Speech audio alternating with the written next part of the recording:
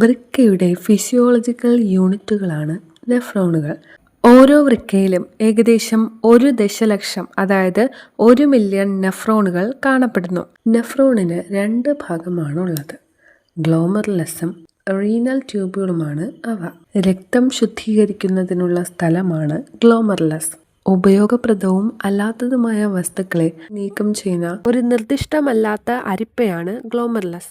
ഗ്ലോമറുലസിന്റെ ഉൽപ്പന്നത്തെ glomerular filtrate എന്ന് വിളിക്കുന്നു. റീനൽ ആർട്ടറിയുടെ ഒരു ശാഖയാണ് അഫറന്റ് ആർട്ടീരിയോൾ. ഈ അഫറന്റ് ആർട്ടീരിയോളാണ് ഗ്ലോമറുലസിലേക്ക് ശുദ്ധീകരിക്കാനുള്ള രക്തം കൊണ്ടുപോകുന്നത്. ഗ്ലോമറുലസിൽ നിന്നുള്ള ശുദ്ധീകരിക്കപ്പെട്ട രക്തം പെരിട്യൂബുലാർ കാപ്പിലറീസിലോട്ടും വാസ റെക്ടയിലോട്ടും അതുവഴി കിഡ്നിയുടെ വീനസ് സിസ്റ്റത്തിലോട്ടും കൊണ്ടുപോകുന്നത് ഇഫറന്റ് ആർട്ടീരിയോളാണ്. റീനൽ ട്യൂബ്യൂളിൽ Bowman's capsule, proximal convoluted tubule, loop of Henle, distal convoluted tubule, collecting duct എന്നീ 5 ഭാഗങ്ങൾ അടങ്ങിയിരിക്കുന്നു. റീനൽ ട്യൂബ്യൂൾ ആരംഭിക്കുന്നത് ബോമാൻസ് ക്യാപ്സ്യൂളിലാണ്. ഗ്ലോമറുലസിനെ ചുറ്റി കാണപ്പെടുന്ന ഒരു കപ്പ് പോലുള്ള ഭാഗമാണ് Bowman's capsule. Bowman's capsule glomerular ഫിൽട്രേറ്റിനെ പ്രോക്സിമൽ കൺവോൾട്ടഡ് ട്യൂബ്യൂളിലേക്ക് കൊണ്ടുപോകുന്നു. ഗ്ലോമറുലസും ബോമാൻസ് ക്യാപ്സ്യൂളും ചേർന്നുണ്ടാകുന്ന ഘടനയാണ് റീനൽ കോർപ്പസ്കൾ.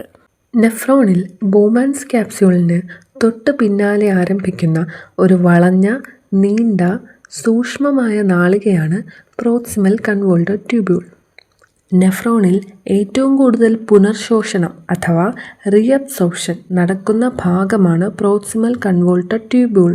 മൂത്രത്തിൽ നിന്ന് ഗ്ലൂക്കോസ്, അമിനോ ആസിഡുകൾ, ജലം, ഉപ്പുകൾ തുടങ്ങിയ പ്രധാനപ്പെട്ട വസ്തുക്കൾ വീണ്ടും രക്തത്തിലേക്ക് പുനർശോഷണം നടത്തുന്നത് ഇതിൻ്റെ പ്രധാന പ്രവർത്തനമാണ്. കൂടാതെ മരുന്നുകൾ, മാലിന്യങ്ങൾ, ഹൈഡ്രജൻ അയോണുകൾ എന്നിവ നീക്കം ചെയ്യുകയും ചെയ്യുന്നു. യു ഷേപ്പുള്ള ലൂപ്പ് ഓഫ് ഹെൻലെയാണ് ട്യൂബ്യൂളിൻ്റെ അടുത്ത ഭാഗം. ലൂപ്പ് ഓഫ് ഹെൻലെയിൽ ഒരു ഡിസെൻഡിങ് ലിംബും ഒരു അസെൻഡിങ് ലിംബും അടങ്ങിയിരിക്കുന്നു. അത് കോർട്ടക്സിൽ ആരംഭിക്കുകയും പിന്നെ മെഡുല്ലയിലേക്ക് നീങ്ങുകയും അതിനുശേഷം തിരികെ കോർട്ടക്സിലേക്ക് മടങ്ങുകയും ചെയ്യുന്നു. അത് പ്രോക്സിമൽ കൺവോൾട്ടഡ് ട്യൂബ്യൂളിൽ നിന്നുള്ള ഗ്ലോമറുലാർ ഫിൽട്രേറ്റിനെ സ്വീകരിക്കുകയും ഡിസ്റ്റൽ കൺവോൾട്ടഡ് ട്യൂബ്യൂളിലേക്ക് കടത്തിവിടുകയും ചെയ്യുന്നു. ലൂപ്പ് ഓഫ് ഹെൻലെയുടെ പ്രധാന പ്രവർത്തനം അതിനെ ചുറ്റി കാണപ്പെടുന്ന ഇന്റർസ്റ്റീഷ്യം എന്ന സെൽസിൽ ഉപ്പിനെ കേന്ദ്രീകരിക്കുക എന്നതാണ്. ലൂപ്പ് ഓഫ് ഹെൻലെയുടെ ഡിസെൻഡിങ് ലിംബും അസെൻഡിങ് ലിംബും കൗണ്ടർ കറന്റ് മൾട്ടിപ്ലയർ എന്ന സംവിധാനത്തിന്റെ ഭാഗങ്ങളാണ്. അതായത് വൃക്കയുടെ മെഡില്ലയിലെ ഇന്റർസ്റ്റീഷ്യത്തിൽ ലവണങ്ങളുടെ സാന്ദ്രത വർദ്ധിപ്പിച്ച് മൂത്രത്തെ കട്ടിയാക്കുക എന്നതാണ്. ലൂപ്പ് ഓഫ് ഹെൻലെയുടെ ഡിസെൻഡിങ് ലിംബ് വെള്ളം എളുപ്പത്തിൽ കടത്തിവിടുന്നു, എന്നാൽ സൊല്യൂട്ടുകളെ കടത്തിവിടുന്നില്ല. ഇത് പ്രോക്സിമൽ കൺവോൾട്ടഡ് ട്യൂബ്യൂളിൽ നിന്ന് ഫിൽട്രേറ്റ് സ്വീകരിക്കുകയും വെള്ളം ആഗീകരണം ചെയ്യാൻ അനുവദിക്കുകയും ചെയ്യുന്നു. തുടർന്ന് ഉപ്പുരസമുള്ള ഫിൽട്രേറ്റ് അടുത്ത ഘട്ടത്തിലേക്ക് കടത്തിവിടുന്നു. അങ്ങനെ വെള്ളം സംരക്ഷിക്കുകയും ഉപ്പ് കടത്തിവിടുകയും ചെയ്യുന്നു. ലൂപ്പ് ഓഫ് ഹെൻലെയുടെ അസെൻഡിങ് ലിംബ് വെള്ളം കടത്തിവിടുന്നില്ല. ഒപ്പം ലൂപ്പ് ഓഫ് ഹെൻലെയുടെ ചുറ്റുമുള്ള ടിഷ്യൂകളിലേക്ക് ഉപ്പിനെ സജീവമായി ആഗിരണം ചെയ്യുന്നു. അങ്ങനെ അത് ഉപ്പിനെ സംരക്ഷിക്കുകയും വെള്ളത്തെ കടത്തിവിടുകയും ചെയ്യുന്നു.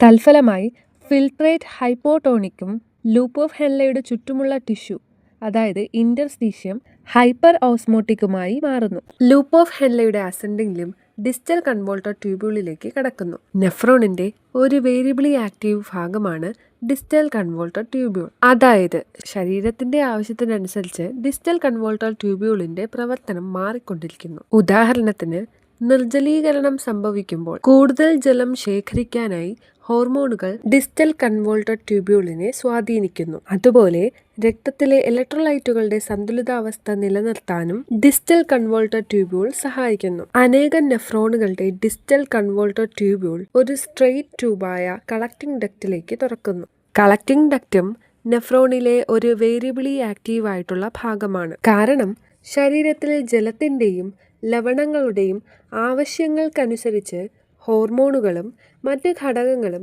ശേഖരണനാളിയുടെ അതായത് കളക്റ്റിംഗ് ഡക്റ്റിന്റെ പ്രവർത്തനത്തെ നിരന്തരം നിയന്ത്രിക്കുന്നു. ശരീരത്തിനാവശ്യമായ ജലം അവസാനമായി സംരക്ഷിക്കുന്ന ഭാഗമാണ് ഇത്. അനേകം കളക്റ്റിംഗ് ഡക്റ്റുകൾ ചേർന്ന് റീനൽ കാലിസിസിലൂടെ റീനൽ പെൽവിസിലേക്ക് തുറക്കുന്നു. നെഫ്രോണിൻ്റെ മാൽഫീജിയൻ കോർപ്പസ്കളും പ്രോക്സിമൽ കൺവോൾട്ടഡ് ട്യൂബ്യൂളും ഡിസ്റ്റൽ കൺവോൾട്ടഡ് ട്യൂബ്യൂളും വൃക്കയുടെ കോർട്ടക്സിലാണ് കാണപ്പെടുന്നത്. എന്നാൽ ലൂപ്പ് ഓഫ് ഹെൻലെ മെഡുല്ലയിലേക്ക് നീണ്ടതായി കാണപ്പെടുന്നു. മെഡുല്ലയിലേക്ക് വ്യാപിക്കുന്ന ലൂപ്പ് ഓഫ് ഹെൻലെയുടെ നീളത്തിനനുസരിച്ച് 2 തരം നെഫ്രോണുകൾ കിഡ്നിയിൽ കാണപ്പെടുന്നു.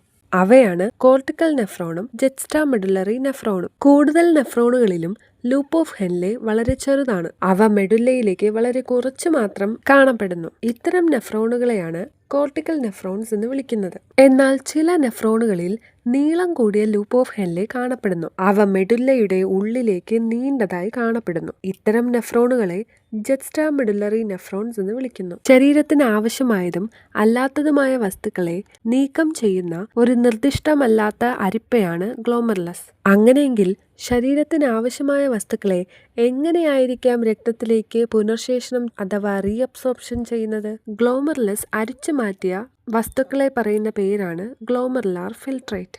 ഈ ഗ്ലോമറുലാർ ഫിൽട്രേറ്റ് റീനൽ ട്യൂബ്യൂളിലൂടെ സഞ്ചരിക്കുന്നു. ഗ്ലോമറുലാർ ഫിൽട്രേറ്റിന്റെ ഈ യാത്രയിൽ ശരീരത്തിന് ആവശ്യമായ ഘടകങ്ങൾ റീനൽ ട്യൂബ്യൂളിന് ചുറ്റുമുള്ള സെൽസായ ഇന്റർസ്റ്റീഷ്യത്തിലേക്ക് റീഅബ്സോർബ് ചെയ്യപ്പെടുന്നു. ഗ്ലോമർലസിൽ നിന്ന് ശുദ്ധീകരിച്ച രക്തം പുറത്തേക്ക് കൊണ്ടുപോകുന്ന ഇഫറന്റ് ആർട്ടീരിയോൾ റീനൽ ട്യൂബ്യൂളിന് ചുറ്റും ഒരു ചെറിയ രക്തക്കുഴലായി ശാഖിതമാകുന്നു. ഈ രക്തക്കുഴലിനെയാണ് പെരിട്യൂബുലാർ കാപ്പിലറീസ് എന്ന് വിളിക്കുന്നത്. പെരിട്യൂബുലാർ കാപ്പിലറീസിന്റെ ഒരു ശാഖ ലൂപ്പ് ഓഫ് ഹെൻലെക്ക് സമാന്തരമായി കടന്നുപോകുന്നു. യു ഷേപ്പുള്ള ഈ രക്തക്കുഴലിനെയാണ് വാസ റെക്റ്റ എന്ന് വിളിക്കുന്നത്. ഇന്റർസ്റ്റീഷ്യത്തിലേക്ക് റീഅബ്സോർപ്ഷൻ ചെയ്യപ്പെട്ട ശരീരത്തിന് ആവശ്യമായ ഘടകങ്ങളെ പെരിട്യൂബുലാർ കാപ്പിലറീസ് വാസ റെക്റ്റയിലേക്കും അതിനുശേഷം കിഡ്നിയുടെ വീനസ് സിസ്റ്റത്തിലേക്കും അതുവഴി ബ്ലഡ് സർക്കുലേഷനിലേക്കും കൊണ്ടുപോകുന്നു. അങ്ങനെ പെരിട്യൂബുലാർ കാപ്പിലറീസ് കിഡ്നിയിൽ നടക്കുന്ന റീഅബ്സോർപ്ഷൻ പ്രോസസ്സിനെ പൂർത്തീകരിക്കാൻ സഹായിക്കുന്നു. വൃക്കകളെ കുറിച്ച് കൂടുതലായി അറിയാൻ നിങ്ങൾ ആഗ്രഹിക്കുന്നുണ്ടോ? എങ്കിൽ ഉറപ്പായി ഞങ്ങളുടെ യൂട്യൂബ് ചാനൽ സന്ദർശിക്കൂ, nephrons and beyond. Do you like to watch this video in English? Click on the link in the description.